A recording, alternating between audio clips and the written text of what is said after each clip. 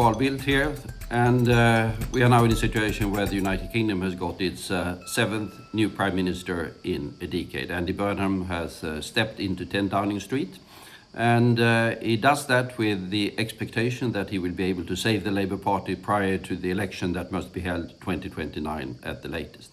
It is rather remarkable. It's only 2 years since Labour had a landslide win, a huge parliamentary majority, no problems there whatsoever. But it was an implosion due to the lack of credibility and the lack of handling and the lack of everything in terms of primarily domestic affairs. I think it has to be said that Keir Starmer, the outgoing Prime Minister, handled foreign and security affairs reasonably well, with the exception of some tension over defence spending.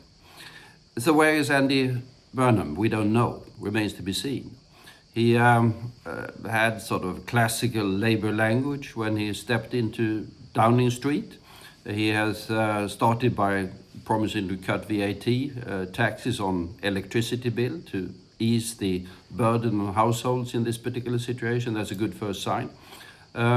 He appointed John Healey as his Treasury Secretary. That's interesting because John Healey was the man who resigned from the Starmer cabinet just weeks ago. Because he didn't, as Defence Secretary, because he didn't get enough money from Treasury for defence. So now he's responsible for the Treasury, and we'll see how that goes. Otherwise, as you would expect, he placed calls to President Zelensky of Ukraine. That was important. President Trump of the United States, that's fairly obvious. President Costa of the European Union and others, to signal that there is going to be continuity in the foreign and security policies of the UK.